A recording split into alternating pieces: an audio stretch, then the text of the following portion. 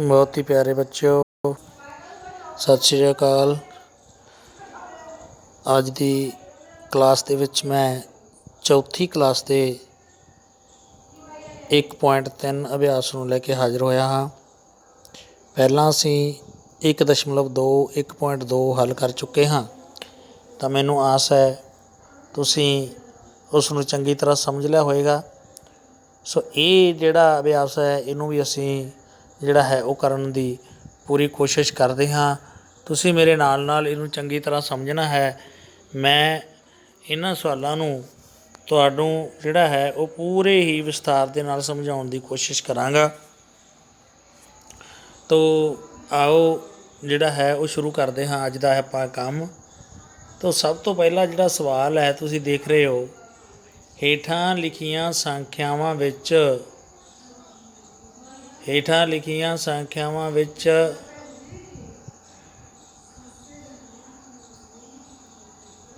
ਲਕੀਰੇ ਅੰਕ ਦਾ ਸਥਾਨਕ ਮੁੱਲ ਲਿਖੋ।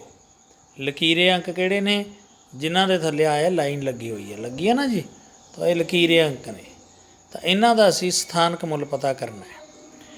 ਤਾਂ ਸਥਾਨਕ ਮੁੱਲ ਬੇਟੇ ਜਿਹੜਾ ਹੁੰਦਾ ਹਮੇਸ਼ਾ ਉਹਦੇ ਸਥਾਨ ਦੇ ਅਨੁਸਾਰ ਹੁੰਦਾ ਵੀ ਇਹ ਕਿਹੜੇ ਸਥਾਨ 'ਤੇ ਹੈ। ਇਕਾਈ ਦੇ ਸਥਾਨ 'ਤੇ ਹੈ, ਦਹਾਈ ਦੇ ਸਥਾਨ 'ਤੇ ਹੈ, ਸੈਂਕੜੇ ਦੇ ਸਥਾਨ 'ਤੇ ਹੈ ਕਿ ਹਜ਼ਾਰ ਦੇ ਸਥਾਨ 'ਤੇ ਹੈ।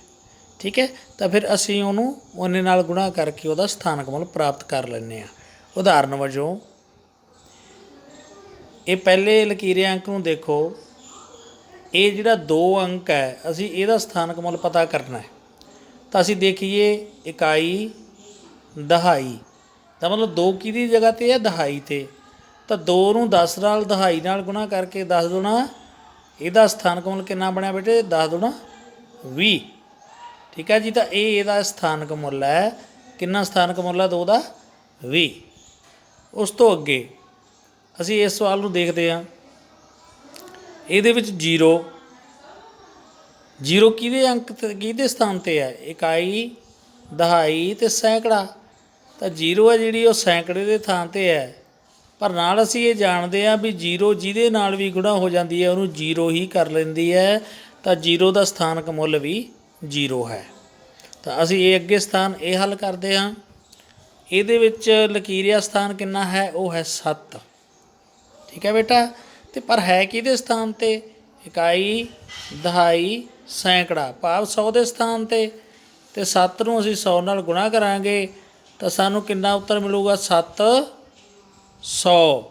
ਤਾਂ ਇਹਦਾ ਮਤਲਬ ਹੈ ਵੀ ਜਿਹੜਾ ਇਹ 7 ਹੈ ਇਹਦਾ ਜਿਹੜਾ ਸਥਾਨਕ ਮੁੱਲ ਹੈ ਉਹ 700 ਹੈ। ਕਿੰਨਾ ਬੇਟੇ? 700। ਠੀਕ ਹੈ, ਤਾਂ ਤੁਸੀਂ ਇਸ ਤਰ੍ਹਾਂ ਕਰਕੇ ਸਾਰੇ ਲਕੀਰੇ ਅੰਕਾਂ ਦੇ ਸਥਾਨਕ ਮੁੱਲ ਪਤਾ ਕਰ ਸਕਦੇ ਹੋ। ਜੇਕਰ ਫਿਰ ਵੀ ਪਤਾ ਨਾ ਲੱਗੇ ਤਾਂ ਇੱਕ ਸੌਖਾ ਢੰਗ ਇਹ ਹੈ ਵੀ ਜਿਹੜਾ ਵੀ ਲਕੀਰਿਆ ਸਥਾਨ ਹੁੰਦਾ ਹੈ ਉਹ ਲਿਖੋ, ਉਸ ਦੇ ਮਗਰ ਜਿੰਨੇ ਅੱਖਰ ਨੇ 1 2 ਅਤੇ ਅਸੀਂ 0 ਲਾ ਕੇ ਉਹ ਵੀ ਉਹਦਾ ਸਥਾਨਕ ਮੁੱਲ ਦੱਸ ਸਕਦੇ ਹਾਂ। ਪਰ ਇਹ ਬੇਟੇ ਸਾਨੂੰ ਪੂਰੀ ਜਾਣਕਾਰੀ ਪਹਿਲਾਂ ਵਾਲੇ ਹਿਸਾਬ ਨਾਲ ਪਤਾ ਲੱਗਦਾ ਹੈ ਵੀ ਇਹਦਾ ਸਥਾਨਕ ਮੁੱਲ ਇੰਨਾ ਕਿਉਂ ਹੈ। ਜਿਹੜਾ ਅਸੀਂ ਇਕਾਈ, ਦਹਾਈ, ਸੈਂਕੜਾ, ਹਜ਼ਾਰ ਦੇ ਨਾਲ ਸਮਝਦੇ ਹਾਂ ਨਾ, ਤਾਂ ਉੱਥੋਂ ਸਾਨੂੰ ਪਤਾ ਲੱਗਦਾ ਵੀ ਅਸਲ ਦੇ ਵਿੱਚ ਸਥਾਨਕ ਮੁੱਲ ਕੀ ਹੁੰਦਾ ਹੈ ਨਾ। ਜਿਵੇਂ ਹੁਣ ਫਿਰ ਮੈਂ ਇਹ ਗੱਲ ਕਰਾਂ ਤੁਹਾਡੇ ਨਾਲ, ਦੇਖੋ ਲਕੀਰਿਆ ਅੰਕ ਕਿੰਨਾ ਹੈ? ਇਹ 6। ਹੁਣ ਕਿਹਦੀ ਜਗ੍ਹਾ 'ਤੇ ਹੈ? ਇਕਾਈ, ਦਹਾਈ, ਸੈਂਕੜਾ, ਹਜ਼ਾਰ। ਤਾਂ ਇਹਦਾ ਮਤਲਬ ਹੈ 6 ਨੂੰ ਅਸੀਂ 1000 ਨਾਲ ਗੁਣਾ ਕਰਾਂਗੇ ਤਾਂ ਇਹ ਕਿੰਨਾ ਮੁੱਲ ਬਣ ਗਿਆ? 6000। ਤਾਂ ਇਹਦਾ ਮਤਲਬ ਹੈ ਵੀ 6 ਦਾ ਜਿਹੜਾ ਸਥਾਨਕ ਮੁੱਲ ਹੈ ਉਹ 6000 ਹੈ। ਠੀਕ ਹੈ ਬੇਟੇ, ਤਾਂ ਇਹ ਸਭ ਤੋਂ ਵਧੀਆ ਢੰਗ ਹੈ ਸਥਾਨਕ ਮੁੱਲ ਸਮਝਣ ਦਾ। ਉਸ ਤੋਂ ਅੱਗੇ ਦੂਜਾ ਸਵਾਲ, ਹੇਠਾਂ ਦਿੱਤੀਆਂ ਸੰਖਿਆਵਾਂ ਵਿੱਚ ਲਕੀਰੇ ਅੰਕ ਦਾ ਅੰਕਿਤ ਮੁੱਲ ਲਿਖੋ। ਤਾਂ ਬੇਟੇ ਇਹਦੇ ਲਈ ਸਮਝ ਲੈਣਾ ਹੈ, ਅੰਕਿਤ ਮੁੱਲ ਉਹ ਹੀ ਮੁੱਲ ਹੁੰਦਾ ਜਿਹੜਾ ਕਿਸੇ ਅੰਕ ਦਾ ਆਪਣਾ ਮੁੱਲ ਹੁੰਦਾ, ਇਹ ਸਥਾਨ ਕਰਕੇ ਨਹੀਂ ਹੁੰਦਾ। ਜਿਵੇਂ ਉਦਾਹਰਨ ਵਜੋਂ ਦੇਖੋ, ਇਹ 6 ਲਕੀਰਿਆ ਅੰਕ ਹੈ, 6 ਦਾ ਅੰਕਿਤ ਮੁੱਲ 6 ਹੀ ਹੈ। 4 ਦਾ ਅੰਕਿਤ ਮੁੱਲ 4 ਹੀ ਹੈ।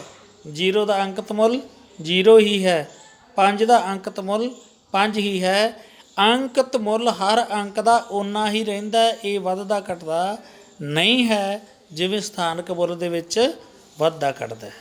ਠੀਕ ਹੈ ਬੇਟਾ। ਉਸ ਤੋਂ ਅੱਗੇ ਹੇਠਾਂ ਲਿਖੀਆਂ ਸੰਖਿਆਵਾਂ ਨੂੰ ਵਿਸਤ੍ਰਿਤ ਰੂਪ ਵਿੱਚ ਲਿਖੋ।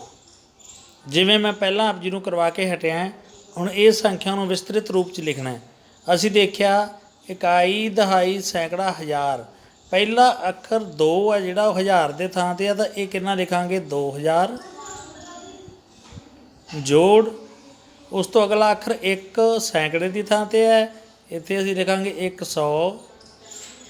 ਉਸ ਤੋਂ ਅਗਲਾ ਅੱਖਰ 3 ਦਹਾਈ ਦੇ ਥਾਂ 'ਤੇ ਹੈ, 3 ਦਾ 30 ਲਿਖਾਂਗੇ। ਅਤੇ ਉਸ ਤੋਂ ਬਾਅਦ 4 ਇਕਾਈਆਂ ਨੇ, 4 ਏਕਮ 4।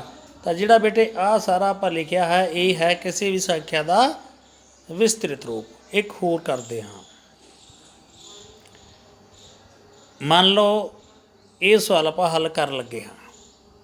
ਹੁਣ ਸਭ ਤੋਂ ਅਗਲਾ ਅੱਖਰ ਕੀ ਹੈ 6।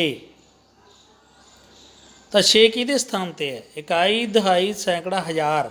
ਹਜ਼ਾਰ ਦੀ ਥਾਂ 'ਤੇ ਹੈ ਤਾਂ ਇਹ ਲਿਖਿਆ ਜਾਏਗਾ 6000 ਜੋੜ। ਕੀ ਕੋਈ ਸੈਂਕੜੇ ਦੇ ਥਾਂ 'ਤੇ ਅੰਕ ਹੈ? ਸਿਰਫ 0 ਹੀ ਹੈ ਨਾ।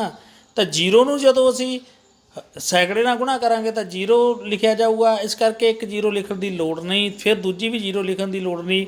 ਉਸ ਤੋਂ ਬਾਅਦ ਅੱਗੇ ਅੰਕ ਆਉਂਦਾ ਹੈ 2। 2 ਕਿਹਦੇ ਸਥਾਨ 'ਤੇ ਹੈ? 2 ਇਕਾਈ ਦੇ ਸਥਾਨ 'ਤੇ, 2 ਏਕਮ 2। ਤਾਂ ਇਹ ਬੇਟੇ ਵਿਸਤ੍ਰਿਤ ਰੂਪ ਲਿਖਿਆ ਗਿਆ। ਮੈਂ ਇੱਕ ਸਵਾਲ ਹੋਰ ਚੰਗੀ ਤਰ੍ਹਾਂ ਕਰਾਵਾਂਗਾ ਕਿਉਂਕਿ ਤੁਹਾਨੂੰ ਫਿਰ ਸਮਝ ਲੱਗ ਜਾਵੇ। ਆਪਾਂ ਹੁਣ ਜਿਹੜਾ ਹੈ ਇਹ ਸਵਾਲ ਹੱਲ ਕਰਦੇ ਹਾਂ। ਠੀਕ ਹੈ। ਸਭ ਤੋਂ ਅੱਗੇ ਅੰਕ ਹੈ 7। ਤਾਂ 7 ਹੈ ਜਿਹੜਾ ਅਸੀਂ ਦੇਖਾਂਗੇ ਕਿਹਦੇ ਸਥਾਨ 'ਤੇ ਹੈ? ਇਕਾਈ, ਦਹਾਈ, ਸੈਂਕੜਾ, ਹਜ਼ਾਰ। ਹਜ਼ਾਰ ਦੀ ਥਾਂ 'ਤੇ ਤਾਂ ਇਹ ਲਿਖਿਆ ਗਿਆ 7000। ਫਿਰ ਅਸੀਂ ਜੋੜ ਪਾਵਾਂਗੇ। ਜੋੜ ਦੇ ਚਿੰਨ੍ਹ ਤੋਂ ਬਾਅਦ ਅਸੀਂ ਅੱਖਰ ਆਉਂਦਾ ਹੈ 8। 8 ਕਿਹਦੇ ਸਥਾਨ 'ਤੇ ਹੈ? ਇਕਾਈ, ਦਹਾਈ, ਸੈਂਕੜਾ। ਤਾਂ 800 ਕਿਉਂਕਿ 8 ਸੈਂਕੜੇ ਦੀ ਥਾਂ 'ਤੇ ਹੈ। 8 ਸੈਂਕੜੇ ਭਾਵ 800। ਫਿਰ ਆਉਂਦਾ ਹੈ 2। 2 ਕਿਹਦੇ ਸਥਾਨ 'ਤੇ ਹੈ? ਇਕਾਈ, ਦਹਾਈ, 2 ਦਾ 20। ਫਿਰ 3 ਕਿਹਦੇ ਸਥਾਨ 'ਤੇ? ਇਕਾਈ ਦੇ ਸਥਾਨ 'ਤੇ, 3 ਏਕਮ 3। ਤਾਂ ਬੇਟੇ ਇਸ ਤਰ੍ਹਾਂ ਕਰਕੇ ਅਸੀਂ ਸੰਖਿਆ ਨੂੰ ਵਿਸਤ੍ਰਿਤ ਰੂਪ ਵਿੱਚ ਲਿਖ ਸਕਦੇ ਹਾਂ।